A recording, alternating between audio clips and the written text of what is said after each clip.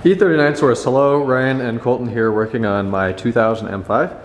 Today we're going to be doing front wheel bearings and hubs. Reason for doing this, drive the car with the window down. I've noticed it since I've owned this vehicle for approaching 4 years.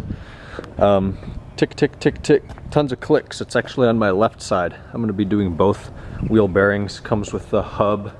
The OEM manufacturer is FAG. It says hub unit on there. There's a part number. These were, what, $450 from Turner Motorsport. With new bolts. With 4 new bolts. You need 8 if you're going to do this right. We'll get into a part number for the bolts. It's right there. We'll be mentioning more of that later. Anyways, step 1 for this procedure is going to be to get the front of your car up in the air like this. So for this jack, Harbor Freight 2-ton, and this car, the M5, we used some makeshift 2x4 ramps on each side. Drive it up there. Use your center jacking point, which is that metal thing behind the oil pan door with a drop of brake, or what is that, power steering fluid dripping from it. Jack it up there. Break your wheel studs free first. Pull those out. Take the wheel off. And let me recommend strongly that you get some PB blast or otherwise penetrating oil and hit your rotor set screw right here. It's a, what is that, a 6 millimeter Allen? No, it's the other one. It's probably a 4 millimeter Allen. And this thing here, that's not it either, we need a smaller one, is very easy to strip. So we definitely want to get some PB on there to start breaking that free. So with that started, we're going to take a flathead screwdriver, and we're obviously going to be replacing this here. So we need to remove our caliper carrier, as well as rotor. So we're going to start with this. This is pretty simple, if I remember. It's been a little while since I've done this. We're just going to pry that into the rotor like that, so it comes out and then out towards us. And I am going to need a second hand here. But as you can see, this needs to move this way and then it will pop out. So once that clip is off here, just takes a little bit of playing with. Looks like that. We need to remove the caliper, which I've detailed several times in brake DIYs. Essentially, there are 2 of these studs here, which are H7s, I think. They're 7 millimeter bolts. So we're going to pull those out, and then we just need to work our caliper back and forth until it comes free of the caliper carrier. Caliper is off of the caliper carrier. Use a bungee cord to go through the little hole there in the caliper and suspend it from your spring just to take pressure off the brake lines. Next, we're moving on to removing the caliper carrier. It's a 18 millimeter. I'm going to be using a 6-point heavy-duty socket. Back here, there's just 2 18 millimeter bolts. They're half drive, and hopefully that'll come off.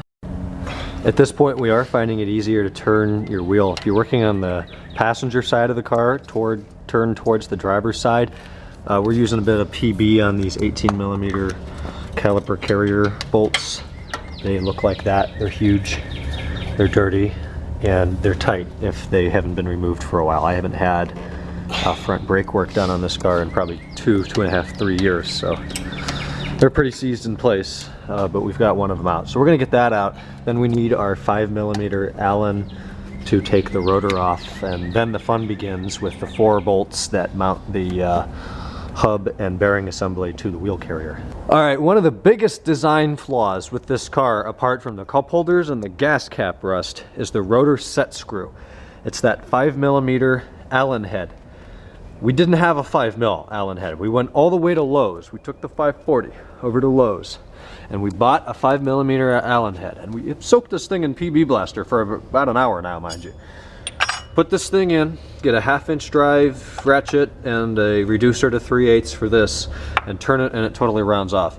So we were about ready to drill. Found this Craftsman, it's a T40. Put that on there and just beat the crap out of it with a hammer until it gets pushed into this cheap, weak aluminum or whatever this metal is, and then it backed out. You have to do that. And the Torx is perfectly fine. So Torx is fine. It's Craftsman. Go ahead, do that. So that's the procedure. So now with our caliper carrier and rotor out of the way, we can now begin the fun part of replacing this. This is your bearing and hub. Mine looks like it's been through World War I and II. And now we need to get to the back here, and we are going to have to drop, what is this, the wheel carrier down the strut here, which is going to be, what is that, an 18? I think it's an 18 and a 19. 18 or 19 millimeter bolt. We're going to work that out a little bit, and then the whole thing's You're going to have to counter hold the one on the other side. And while you're doing that, also, if I remember correctly, this bracket for your wheel speed sensor or ABS module comes off at the same time. If I remember correctly, I'll have to look into that again. All right, yeah, so we just need to slide this down. Reason being, the 418s that hold the bearing on, one of them is right there, below that rusty Allen head that I'm not going to touch. Another one's right there. Looks like those two are fairly easily accessible. The other two, however, are right there, and they're behind the strut. Now, if you can come up with a system of tools to be able to do that without dropping your strut after you do this, you are going to need a 4-wheel alignment. I'm putting 4 new wheels and tires on this car, so I don't care. If you can find a way to do it without it, do it. For our case, we're just going to loosen this nut here while counter holding it on this side, as he said, and go from there. And all of this stuff should be hit with PB. That's a good idea. Hit the back side of those bolts as well as the front. We're now on day 2. We got the passenger side done yesterday, so we're going to keep our footage that we had regarding jacking the car up, getting it on stands, and taking the brakes apart. We fought quite a bit with the steering knuckle to be able to drop that assembly down from the strut, and today we're going into it knowing that we're just going to remove the strut. So there's 3 13mm bolts up here. Those are your easy ones. This trim's kind of in the way. Unless you want to remove this whole air box, you're going to need something like an open crescent wrench like that. Get those off. We're going to keep on working on the brakes. We're going to get all the brakes out of the way here, that 5mm. If you strip that, which is very easy to do, take a Torx, pound it in there, and work it out. It's pretty soft metal. So we'll come back once all the brakes are gone. One of the first things we're going to do is disconnect the outer tie rod. So what size did we say that was? 19. 19mm socket on the top. There's a bolt. You're going to need a ball joint tool to break that free. That would be the ball joint tool. Do not pound on this with a steel or rubber hammer. These are aluminum suspension components, so they can bend and break very easily, so be very careful. If you do not have a ball joint tool, go to Advanced Auto Parts. You can rent one. Okay, so we're going to just pull that bolt off, and then there's kind of a very thick washer looking piece, which we will remove. And that's just going to give us some room in here with breaker bars and stuff like that, but you will need to move it when we pull the strut down. The reason we're moving this right away is so we can get to the 18 caliper carrier bolts with the breaker bar. So we've been having fun. We have the rotor off right now. If you want to come down and tell us what we're going to do next, Colt. Okay, so the next thing you're going to need to do is take the top bolt out over here. I believe it's a 16mm bolt, might be 15. This bolt right here, that's going to be your sway bar end link bolt. That will allow you to take these wires off. Your sway bar end link will then fold down, and you will have access to your strut bolt down here. I think it's a, 17 and 18, I could be wrong. There are 2 different size bolts, one on this side, a bolt and a nut, and you're going to counter hold and loosen those. They will be pretty tight, so get a pretty long breaker bar, and you're going to have to put about 80-90 pounds of force on that. And that's the pinch bolt for the strut. After that, I'll get back to you and we'll pull the strut down and remove it from the vehicle.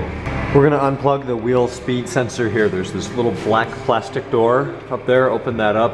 On the driver's side, you're going to find both your brake pad wear sensor and your wheel speed sensor. Oh, look at how nice and blue that is. Nice, pretty and blue where it has not seen weather. Just disconnect that and let it hang. There is the, what is that, stabilizer link. And did you tell them to undo the bolts up there? Yeah, the 13s we've undone in the engine bay right there. Now we are going to want to find a different mounting spot for our brake caliper. We've been using We're going to want to put that somewhere else. In here, you can hang it on these steel brake lines. They're very sturdy, high pressure brake lines. Or you can find another spot if it's easier for you. Because this entire strut assembly is coming down. A problem I'm sure you will run into is removing the strut from the actual wheel carrier. We used an adjustable wrench and then further a screwdriver. You can see that gap right there. You got to open that up a couple millimeters by pounding stuff down in there. Screwdriver, adjustable wrench, whatever you've got, open that gap up. Then you can pull the strut spring assembly out like that. A little bit of PB Blaster is going to be your friend with all this stuff. Once that's out, we're going to be using a piece of PVC pipe in place of the strut to hold the carrier from moving too much. Reason we're doing this is the rear bolts, there are 4 of them that attach the bearing. These 2 here on the left side, the strut blocks them. If you can come up with a way to get at them without taking the strut out, more power to you. The other 2 we've already broken free. You probably want to do that before you remove your strut, just so this entire carrier isn't so floppy here. Yeah, so we're going to break those left ones free now and then work them all out, and then we'll give that a little tappy and it'll come right out. One of the worst things with this entire job is not even breaking free, just turning out all of the old 4 bolts. They are so tight. We had to use where'd it go? We ended up using a ratcheting, it's a torque wrench, but we used it as a breaker bar. No, we did not apply a lot of force to it, so it's not ruined. So now with our new bearing, which let's do a little comparison here. Note that the M5 bearing is different from any other 5 series. Has these 3 protrusions on it that stick out from the surface. Those go through the holes on the rotor as well. It's kind of an extra measure of support to keep the rotor from turning independently from the hub, in addition to the 5 wheel studs. If you don't have wheel studs, you have an issue anyway. Yeah, yeah, I don't need to iterate that, but we can definitely see one looks pretty good here. If you want to give that a little turn, let's listen to the Let's see if they can here. hear it over the illegal music. Yeah, and that is a lot louder and a lot faster at speed, this obviously. This one is a lot easier to turn, and it's completely silent. Yes. Maybe I'll get 100 miles to the gallon now. I tightened down the 4 bolts on the back side of the bearing and hub assembly to about 75 foot-pounds, which is quite difficult to hold the whole wheel carrier from moving around while you do that. I recommend you have a piece of the white PVC pipe that we had, or metal pipe would be ideal. About like this, foot 14, 16, 18 inches long. That looks like about an inch and a quarter diameter. So I did 75 pounds. I could not find a torque spec online, and trust me, 75 pounds with Loctited threads is plenty enough on there. So now we're putting back in the pinch bolt that keeps the wheel carrier on the strut. Brake is still hanging. And other than that, you're looking, the first side you do, if you're not a professional mechanic and you do not have a lot of experience doing this, the first side you're probably looking, what do you think, 4 or 5 hours? 4 hours last night. Yeah, a good 4 hours yesterday.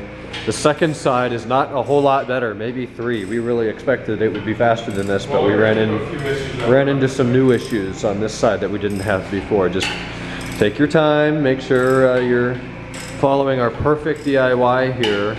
We're trying to give you as much information as we can. We have not connected the tie rod yet. We're just connecting the strut back up. The last thing we're going to do is brakes. Slide the caliper, or the rotor on, then your caliper carrier, and then your caliper. And then, make sure everything's in, everything's tight, no leftover bolts, and then you can take it for a drive. All right, a little bit of information. When you do pull your strut out, be sure to put some tape along the top of your fender here, just so if it does touch, that's a little bit of tape residue left on my car. Just make sure you don't damage your fender. I'm going to give you a part number for the bolts now. It's 31206779384. To be perfectly honest, I don't know that it's required that you replace them. Having said that, we're working with cars that are 11 years old, best case. It's not a bad idea. They really don't look that bad at all. There's still fresh Loctite on those threads, of course, where it doesn't actually thread, but they really don't look that much different than the new bolts. However, like I said, for $4, you really can't go wrong. The bearing job is now complete, totaling between 2 and 3 hours to get this side taken care of. Slide your rotor back up on your new bearing, making sure on an M5 anyways that those 3 pegs fit in those holes like that. There are 2 remaining of the smaller holes. These are for rotor set screws. I only have 1. If you stripped it out, otherwise damaged or destroy it, honestly, I wouldn't really worry about it. The only purpose that serves is holding your rotor nice and tight and flush against your hub before you're able to pick the wheel up and throw it on there, and then further securing that with, of course, your 5 studs. Should it be there? Yes. It's not completely imperative that it is, though. So don't stress too much over that. This whole job, it was just a bunch of work breaking bolts free. If you've got air tools, you're very lucky, and you'll be able to do this with an impact wrench in a lot less time than we did with breaker bars and different sockets and extensions and pipe and stuff like that. So make sure everything's tight up here. You put your cap back, clean off a little bit of grease, take your tape off from around the fender, and now you're done. You've got a nice clean hub and bearing assembly there with new bolts, and everything's torqued to spec. So it's a job. Your back will hurt. Like I said, a lot easier with air tools. And I'm actually leaving my wheels off right now to install a new bumper. So stay tuned to the video for more DIYs and more changes with this car, because there's a hell of a lot coming. Thanks for watching, and good luck.